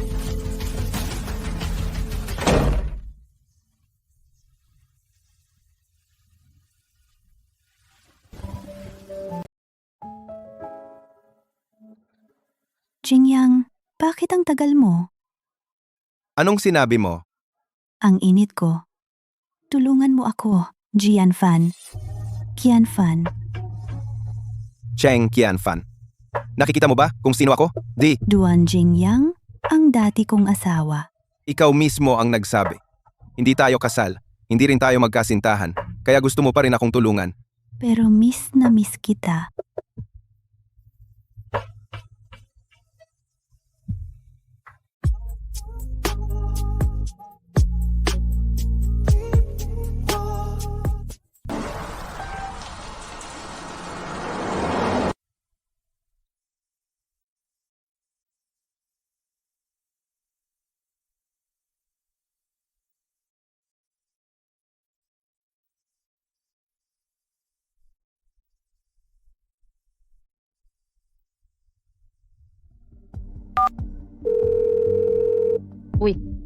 Duan Jingyang. Sa wakas tinawagan mo ako. Gusto ko ang kumpanya ng tatay mo. Kung hikayatin mo o lokohin siya. Bago ang susunod na linggo, gusto kong makita ang kumpanya ng pamilya Cheng na nasa ilalim ng pangalan ko. Duan Jingyang, pero ang kumpanya ang pinakamahalaga sa tatay ko. Inilalagay mo ako sa mahirap na sitwasyon. Ito ang tanging pagkakataon mo. Sa katapusan ng buwan ng aking birthday banquet, ako ay nagbabalak na ipakilala ka sa aking pamilya. Kung ganoon, kalimutan mo na. Hindi Duan Jingyang. Nagbibiro lang ako. Huwag kang mag-alala. Basta makakasama kita, gagawin ko ang lahat. Dahil si Duan Jingyang ay nag-imbita sa akin sa kanyang birthday party sa susunod na linggo, hindi ba ibig sabihin basta magawa ko ito? Kapag nakapag-asawa na ako sa pamilya Duan, hindi na ako masisisi ni tatay. Baka ipagmalaki pa niya ako.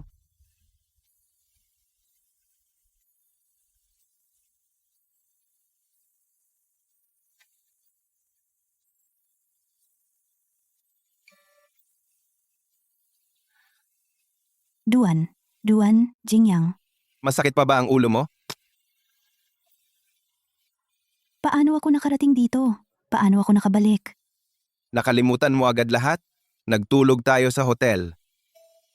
Ikaw ang unang kumilos. Paano nangyari iyon? Paano kong magagawa iyon sa iyo? Duan Jingyang, bakit ang tagal mo? Ano ang sinabi mo? Ang init ko.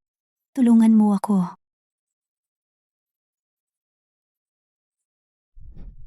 Ako talaga iyon. Duan Jingyang, nadroga ako kahapon. Wala akong ideya kung paano nangyari. Ayos lang. Paano naman hindi mahalaga? Hindi ito maliit na bagay. Tungkol ito sa iyong reputasyon. Ano ang gusto mong gawin? Kasalanan ko ito dahil ito ay isang pagkakamali. And, kaya tayo, magpanggap na lang tayong walang nangyari. Sige? Pero nangyari na. Ano? Hindi rin posible na magkasama dahil lang dito. And, kakalimutan ko na ito. Napakaraming diborsiyado ay maaring mag-asawang muli. Bakit hindi tayo? Lakas ng loob mo magtanong kung bakit? Duan Jingyang, gusto mo ba na ako at si Miss Fang ay sabay na nasa tabi mo? Paano ako magpapanggap na walang nangyari? Nandito na ang kotse, ihahatid kita. Hindi na kailangan, kaya ko nang mag-isa. Hindi kita kayang ihatid, araw-araw. Ano naman? Siyang ga pala, yung plano mo, kailan matatapos? Ikaw ba, hindi ka na makapaghintay na makita kung ano ang mangyayari sa kanila? O gusto mo bang makaalis dito? Sa tingin ko lang, dapat na tayong bumalik sa ating sariling buhay sa lalong madaling panahon. Mas mabuti para sa ating dalawa. Dahil hindi mo ako pinapayagang ihatid ka, mangako ka sa akin ng isang bagay. Kapag wala ako sa hinaharap, kung may mga api sa'yo, huwag kang mahina o tumakas. Lumaban ka. Ibig mong sabihin, Ang ibig kong sabihin, sino man. Kung sino mang umapi sa'yo, saktan mo sila pabalik. Kung sila ay masaktan, ako ang mananagot. Nasa likod mo ako. salamat, Duan Jingyang.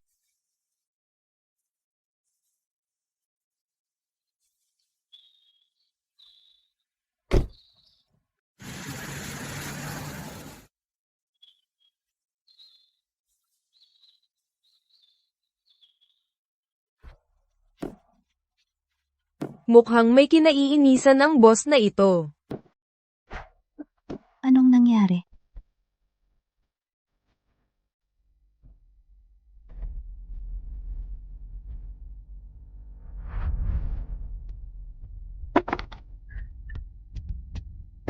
Ikian Fan, ang lakas ng loob mo. Pinapakialaman mo pa si Presidente Sun. Ayaw mo na talagang manatili sa Gangcheng, hindi ba?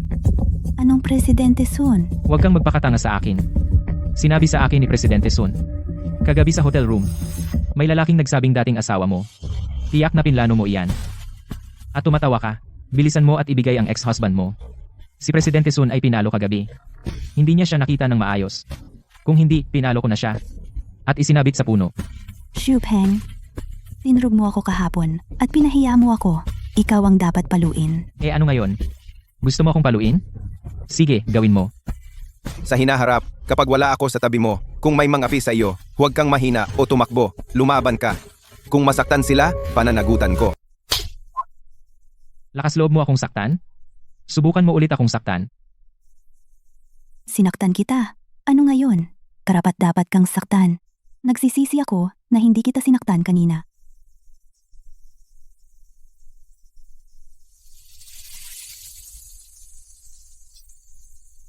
Ang video ng pagwasak mo sa tindahan ko ay nahuli sa camera.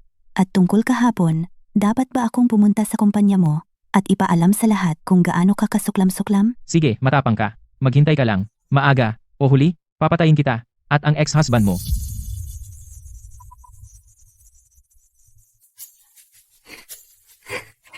Masarap palang manakit ng basura.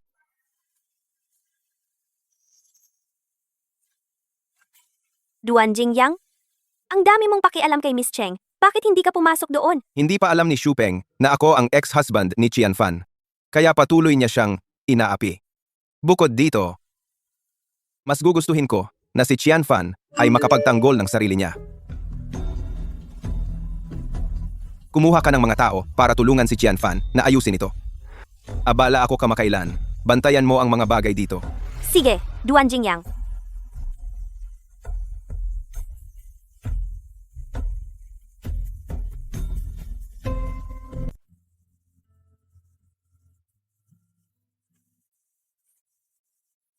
Bumalik ka sa tamang oras para sa hapunan. Napakaraming ulam. Umupo ka. Salamat. Ngayon, napakabait mo sa akin. Noong 3 taon na nakalipas. Medyo bastos ka sa akin, di ba? Ang kumpanya ng iyong ina. Nakuha ko ito pabalik para sa iyo. Ang kumpanyang iyon ay buhay ng aking ama. Sa lahat ng mga taong ito, umaasa siya sa Chengs upang mapanatili ang kanyang dignidad. Paano niya ito basta-basta ibibigay sa iyo? At pasalamatan mo ang iyong half-sister, si Fang Yao. Pinagawa mo sa kanya yan? Anong problema? Ano ang ibig mong sabihin? Pinapaalala ko sa iyo, huwag mong kalimutang sumama sa akin upang makita sina nanay at tatay ngayong weekend.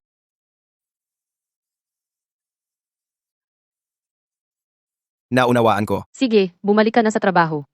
Seryoso, sa tuwing tatawagan kita, halos 2 minuto lang tayo nag-uusap. Okay. Bakit ka kumakain ng kaunti? Hindi ba masarap para sa iyo? Baka dapat na akong umalis. Kung hindi, si Miss Fang, siya. Qian Fan. Qian Fan, gusto mo ba ng doktor ng pamilya? Qian Fan. Anong problema? Qian Fan. Qian Fan, magsalita ka naman. Huwag mo akong takutin. Ilang araw na itong huli. Hindi pwedeng. Okay lang ako. Siguro dahil lumamig ang panahon. Medyo sira ang tiyan ko. Kukuha ako ng gamot.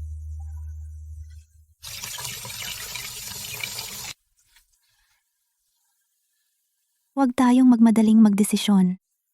Maghintay tayo bukas para mag-test at saka magdesisyon. Paano nangyari na isang beses lang? Buntis talaga ako noong gabing iyon. Talagang nagdadala ako ng anak ni Duan Jingyang.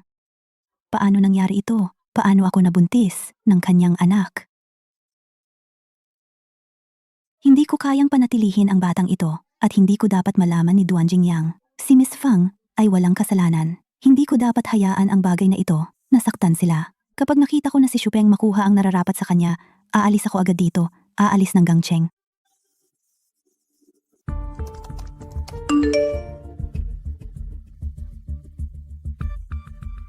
Duan Jingyang, bakit hindi ka na nakikipag-usap sa akin nitong mga nakaraang araw? Miss na miss kita.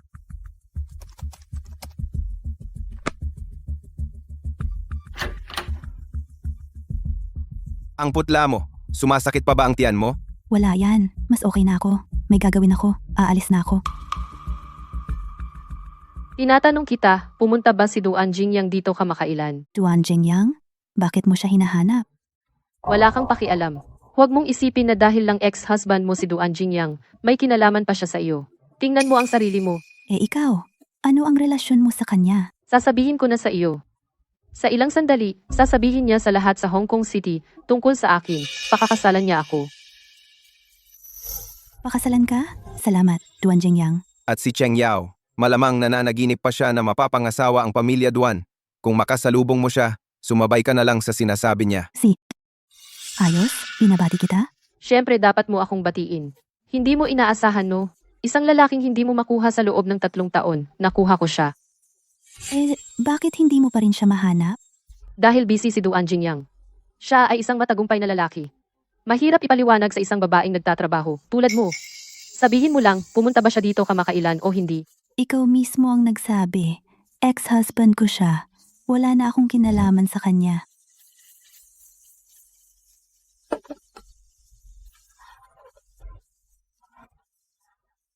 Hindi na nating maaaring ipagpaliban ang usapin tungkol sa bata. Kung hindi, malalaman din ni Duan Jingyang sa bandang huli. Mukhang hindi ka maganda ang kalusugan. Mukhang malnutrisyon ka mula pa noong bata ka. Kahit na masasabi ko, na inalagaan mo ng maayos ang sarili mo nitong mga nakaraang taon. Pero hindi sapat. Ano ang kinalaman nito sa pagpapalaglag? Ang pagpapalaglag ay napakasama kung itutuloy mo ang aborsayon. Para sa kalusugan mo sa hinaharap, maaari itong magdulot ng hindi na maayos na pinsala, baka mahirapan kang magbuntis sa hinaharap. Hindi ba dumating ang ama ng bata? Sumasang-ayon din ba siya na magpalaglag ka?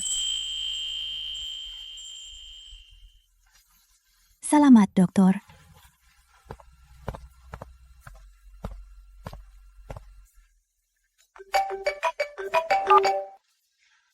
Bakit wala ka sa tindahan? May nangyari ba? Wala. Nasa City Hospital ako. Hintayin mo ako doon sa ospital.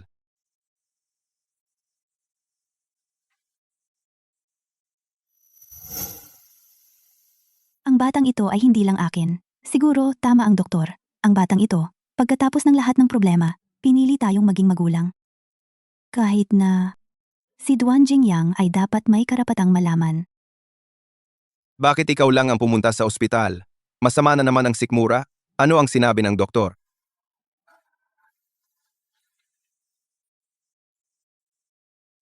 Fang Lei, nakilala mo siya sa homecoming banquet. Kumusta, Binibini Fang? Ako si Cheng Qianfan. Alam ko, dating asawa ni Jingyang. Hindi maganda ang pakiramdam ni Qian Fan ngayon. Ihahatid ko muna siya sa bahay. Hindi na kailangan. Kaya ko nang umuwi mag-isa. Tara na. Sandali, aalis ka na talaga. Utang mo na naman sa akin ang isang kainan.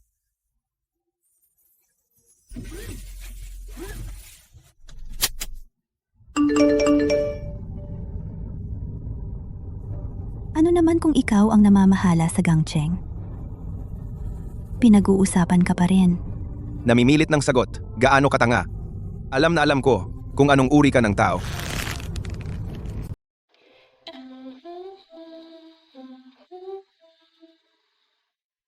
Paborito mo. Wala akong gana sa kape nitong mga nakaraang araw. May gatas ka ba?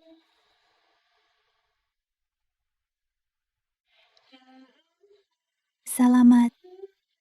May gusto ka bang sabihin sa akin? Kung malaman ni Jingyang ngayon na buntis ako, hindi ito magiging patas para sa kanya o kay Miss Fang. Wala. Salamat sa pagsundo sa akin sa ospital.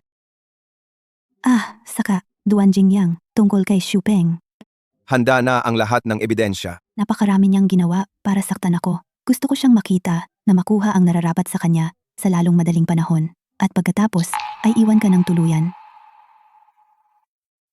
Cheng Qianfan, ano pa ba ang kailangan kong gawin para manatili ka? Huwag kang mag-alala, malapit na. Sa aking birthday banquet sa katapusan ng buwan, aayusin ko ang bagay na ito. Pero kaarawan mo iyon. Paano mo magagamit iyon para sa ganitong bagay? Kaya, pwede ba akong humingi ng regalo sa kaarawan sa iyo? Anong regalo? Gusto ko na magbihis ka ng magara sa araw na iyon at tumayo sa pinakamakikinang na lugar sa buong lungsod. Lubusang magpaalam sa dati mong sarili. Gusto kong maglakad ka patungo sa kaligayahan at magsimula ng bagong buhay. Mula ngayon, ang iyong landas ay puno ng mga bulaklak at maayos na daan. Salamat. Duan Jingyang. Salamat sa nakaraan. Salamat sa kasalukuyan. At salamat magpakailanman.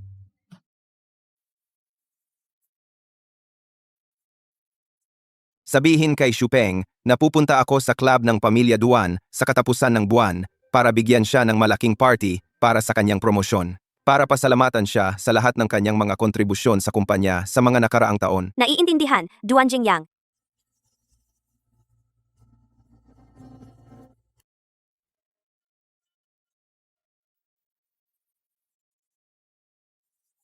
Maganda. Dapat lagi kang ganito kaganda. Handa ka na ba? Ngayong gabi na. Duan Jingyang, bumaba na si Miss Cheng. Sabi niya, huwag kang mag-alala, susundin niya ang gusto mo. Ikaw na rin. Opo. Ang tagal mo ng parang kuting. Panahon na para magpakita ka ng mga kuko mo. Sobrang engrande nito. At hindi pa bukas sa publiko ang club ni Duan, mukhang itinuturing nga ako ni Duan Jingyang na pamilya. Tagapamahala Shu. Narinig ko na promote ka. Aasahan namin ang iyong pag-aalaga sa amin. Huwag masyadong maingay.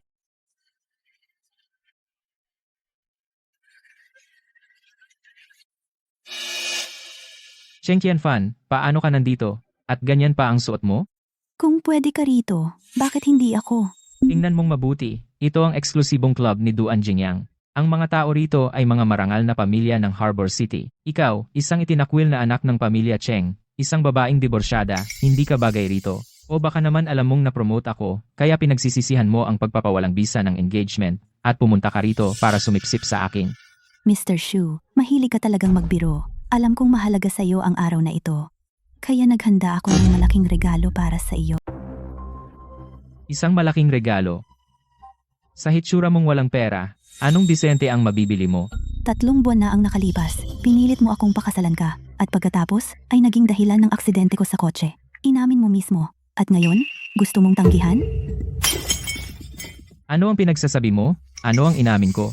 Maniwala ka sa akin, itatapon kita ngayon din. Huminahon ka. Makinig ka lang. Sasabihin ko sa iyo. Ang aksidente ni Cheng Qianfan, ako ang may gawa lahat. Bakit kailangan niyang tumakbo? Kung hindi siya tumakbo, masasagasaan ba siya? Karapat-dapat lang sa kanya. Bakit hindi na lang siya namatay? Iyan ay pagtatangkang pumatay. Sobrang pinapahalagahan niya ang karakter ng empleyado. Paano niya may promote ang isang tulad niya? Xu Peng, kaya? Gusto mo ba ang regalong ito? Huwag kang maniwala sa kanya, peke ang recording. Sinusubukan niyang mangikil sa akin ng pera. Cheng Qianfan, huwag mong isipin na ilang recording ang makakasira sa akin. Tingnan mong mabuti ang kaganapan ngayong gabi. Wala kang ideya kung gaano ako pinapahalagahan ni Duan Jingyang. Naalala ko na, dati nang pumunta si Duan Jingyang sa coffee shop mo, nagsabi ng ilang magagandang salita para sa'yo. Kaya ngayong pumunta ka rito, hindi ka ba narito para akitin siya? Mr. Shu, nagbibiro ka. Ngayon, ang dating asawa ko ang nag-imbita sa akin. Haha, inimbita ka ng dating asawa mo? Ano ang trabaho niya? Naghuhugas ng pinggan at nagwawalis sa kusina. Haha, Anong masama sa paghuhugas ng pinggan at pagwawalis? Sinabi ko sa'yo na huwag mong pag-usapan siya. sinaktan mo na naman ako. Cheng Qianfan, papatayin kita ngayon.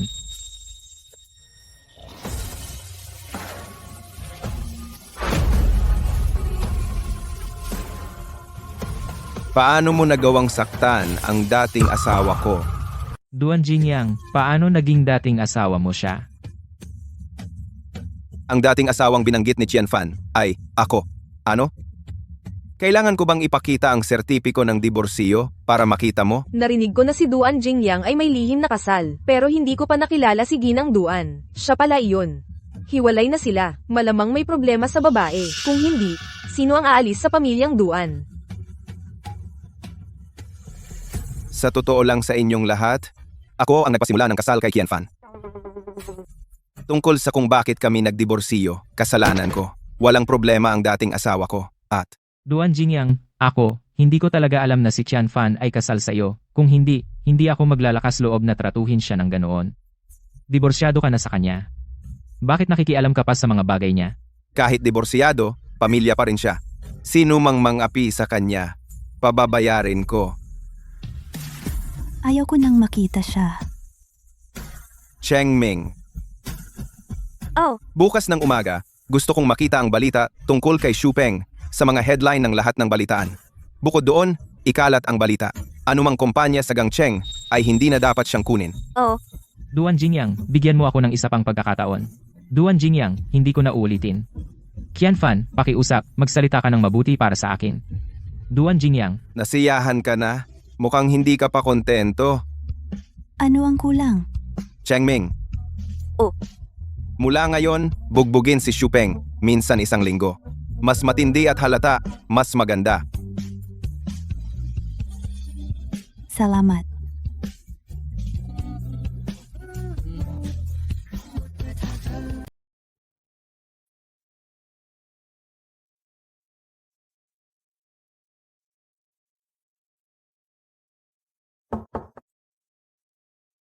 Bakit hindi ka nagpapahinga?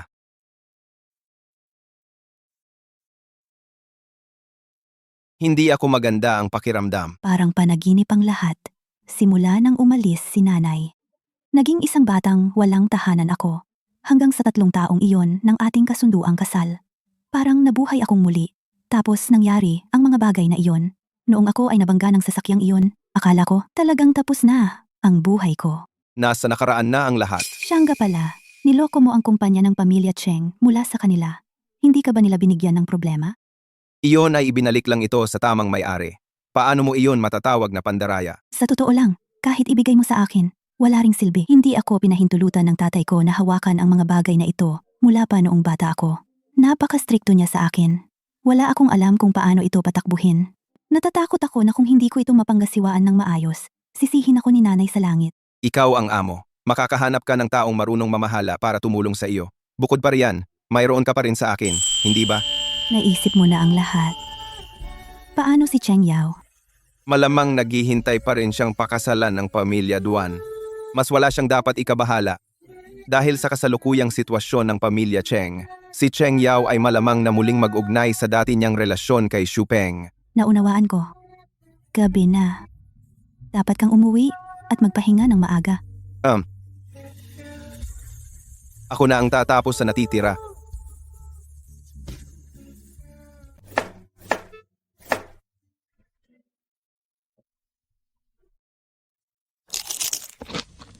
Jingyang. Miss Fang, noong tumawag siya kanina, nasa pulong ka. Sabi niya, pupunta siya sa ibang bansa ng ilang araw. Bibisitahin niya ang kanyang dayuhang kasintahan. Ang kapatid kong babae ay hindi mapakali simula pagkabata.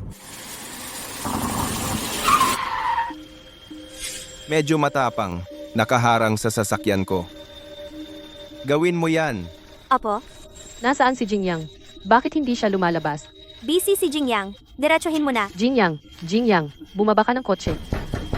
Alam ng tatay ko, pagkatapos kong ibigay sa iyo ang kumpanya, hindi siya maglalakas loob na lumapit sa iyo.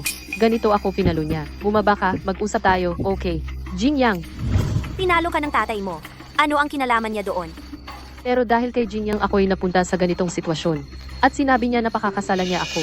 Kung uuwi lang siya kasama ko at magpaliwanag, lahat ay maaaring malutas. Nagkakamali ka. Si Jingyang ay palaging minamahal lamang si Miss Chen Fan. Bukod sa kanya, hindi na siya magpapakasal sa ibang babae. Paano naging posible? Nagdiborsyo sila. Jingyang, kailan ka babalik? Namiss mo ako. Hindi.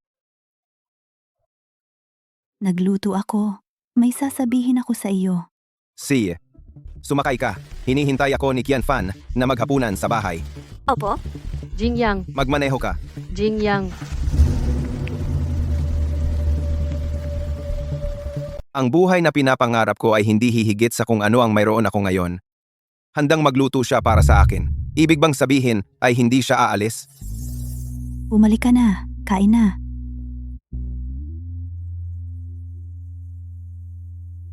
Bakit ka biglang nagluto? Hindi masarap ang pagkain ng chef. Matagal na kitang kilala. Pakiramdam ko, wala akong nagawa para sa'yo. Medyo nagsisisi ako. Alam kong hindi magaling ang pagluluto ko, pero natutunan ko ito sa mga video. Hindi naman dapat ganun kasama. Subukan mo. Uubusin ko lahat. Hindi ka mabuti. Uminom ka pa ng sabaw. Ngayon, kaming tatlo, parang nagkaroon ng reunion dinner. Pagkatapos nito, kami na lang dalawa. Duan Jingyang? Labis akong nagpapasalamat sa lahat ng ginawa mo para sa akin. Pero sa tingin ko, oras na upang tapusin ito. Saan ka pupunta? Hindi pa ako nakapagdesisyon, pero gusto kong umalis ng Gangcheng. Kung tutuusin, hindi na ako mang-abala sa iyo. Ayaw mo na akong makita? Kami ay palaging mula sa dalawang magkaibang mundo. Ang engagement na iyon, 3 taon na ang nakalipas, ay hindi kailanman gusto ng sino man sa amin. Mag-iimpake ako at lilipas sa loob ng ilang araw. Pupunta na ako sa aking silid ngayon. Miss Cheng, aalis ka ng maaga ngayon. Hindi ka ba naghihintay kay Duan Jingyang na ihatid ka? Hindi na kailangan. Abala ang tindahan tuwing weekend. Siyang ka pala. Ang kumpanya ng paglilinis, gagawin ang regular na paglilinis ngayon. Lilinisin ko ang iyong kwarto at banyo din. Sige, salamat. See ya.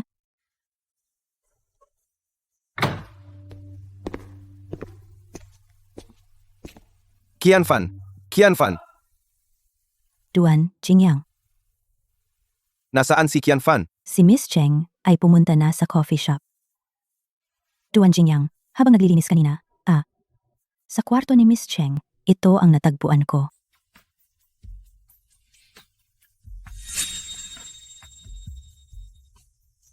Buntis siya. Sa tingin ko, pagsubok sa pagbubuntis ito, nasa sulok ito ng banyo. Baka hindi napansin ni Miss Cheng.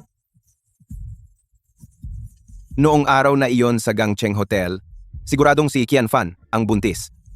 Siya nga ang nagdadalang tao ng aking anak. Mr. Duan, binabati kita at si Miss Cheng. Pero bakit hindi niya sinabi sa akin? Maaring dahil hiwalay na kayo ni Miss Cheng? Tama, magpo-propose ako sa kanya. Sa pagkakataong ito, gusto kong pakasalan niya ako ng hayagan.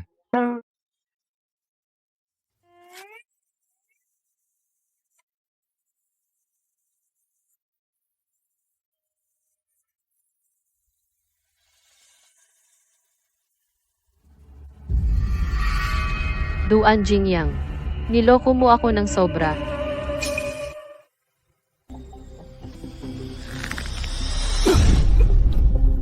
Dapat mamatay ang mga nanloloko sa akin.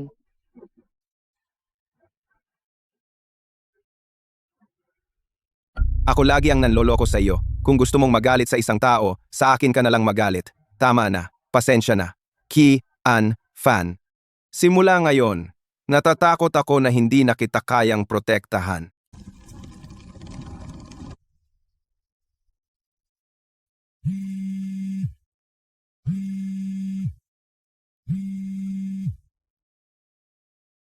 Oy, Kung sa tingin mo'y nasaktan ka, siguraduhing lumapit sa akin. hiwalay na tayo. At gusto mo pa ring makialam sa buhay ko? Kung hiwalay na tayo, ano naman? Ikaw ang dating asawa ni Duan Jingyang. Kailangan mong mabuhay ng maayos ang natitira mong buhay. Kapag wala ako sa tabi mo, matutong protektahan ang sarili mo. Talagang magkaiba tayo ng mundo. Hindi na ako makikialam sa buhay mo. Duan Jingyang, salamat sa lahat ng ginawa mo para sa akin. Pero sa tingin ko, oras na para tapusin na ito. Huwag na tayong magkita mula ngayon. Ayaw mo na akong makita?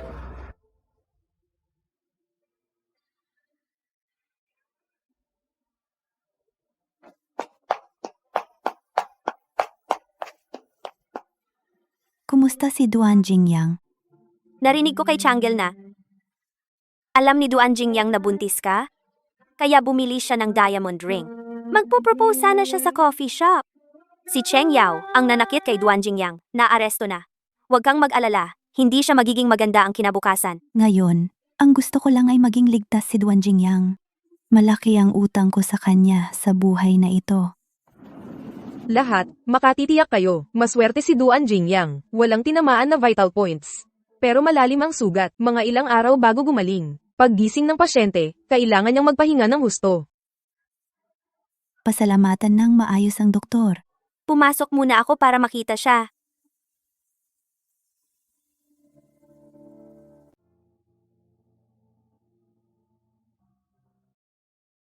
Hindi ko kayang magpaalam sa iyo. Ang pagsisinungaling ay hindi nangangahulugang panloloko. At ang pangako ay hindi laging natutupad.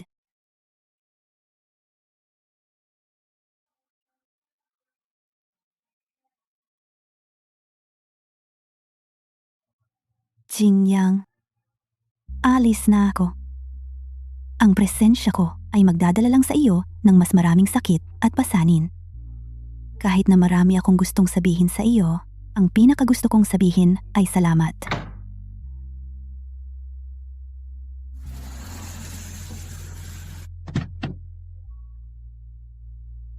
Dahil hindi na tayo muling magkikita, sana'y magkaroon ka ng kapayapaan sa natitirang bahagi ng iyong buhay. At naway magkaroon kayo ni Miss Fang ng masayang pagsasama.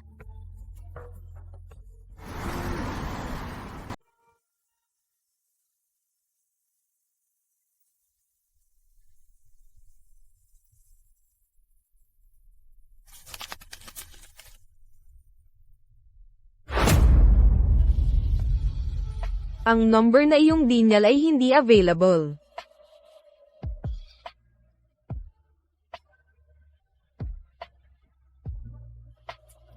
Mahal kong kapatid, bagalan mo, baka bumuka ang sugat mo.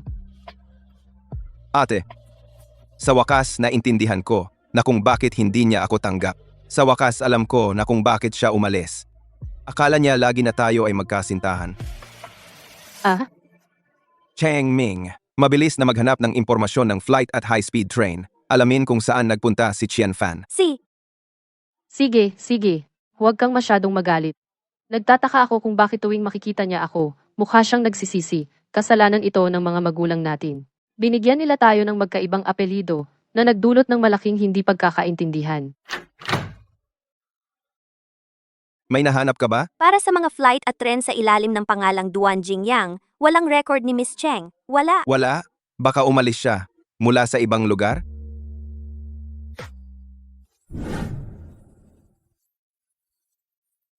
Mahilig ka sa mga bulaklak. Kapag nagkaroon ako ng pagkakataon, siguradong pupunta ako sa Yuncheng para makita iyon. Narinig ko na doon ay tag-araw buong taon at puno ng bulaklak sa lahat ng dako. Yuncheng? Siguradong pumunta si Qian Fan sa Yuncheng. Pero napakalaki ng Yuncheng. Saan pa tayo hahanap? Kung hindi ko siya mahanap, patuloy akong hahanap. Kahit gaano kalaki ang Yuncheng, magtatagpo tayo isang araw. Shaje at Tita Liang, maligayang bagong taon. Dapat kang mag-ingat, maglakad ng dahan-dahan. Tama. Buntis ka na? Alam mo ba? Ayos lang. Nagpa-check up ako sa doktor noong nakaraang linggo. Sabi ng doktor na pareho kaming malusog ng sanggol. Dinalhan ka ni Qian Fan ng tanghalian. Bakit mo ako dinalhan muli ng pagkain? Baka isipin ng mga tao sa nayon na nagtatrabaho ka para sa akin? Huwag kang masyadong magalang. Napakasarap ng kape mo. Umangat na ang negosyo sa tindahan. Teka, kumain ka na.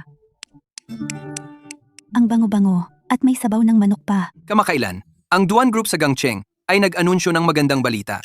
Si Fang Lei, anak ng pamilya Duan sa Gangcheng, ay nagpakasal sa kanyang nobyo mula sa ibang bayan. Ang kanyang nakababatang kapatid na si Duan Jingyang ay nagbigay ng mapagbigay na regalo. Bawat isa ay sumusunod sa apelyido ng isang magulang. Maganda ang relasyon nila sa loob ng maraming taon. Magkapatid? Hindi sila mag-asawa. Qianfan, ano bang problema mo? Yung sinabi lang ng balita sino si Jingyang sa iyo. Sa totoo lang, ex-husband ko siya. At saka, ang ama ng dinadala kong bata. Ano? Ganun. Kaya pala malaking tao ang ex-husband. Kaya pala ayaw mong sabihin sa amin kung sino ang ama ng bata. Hindi ko inaasahan na ganoon siya kalaki. Ano kung malaking tao siya? Kahit malaking tao, pwedeng mabuti o masama. Wala man lang siyang pakialam sa anak niya. Tao ba siya? Tama si Tita Liang. Ang irresponsableng lalaki. Kung makita ko siya, hahampasin ko siya lagi.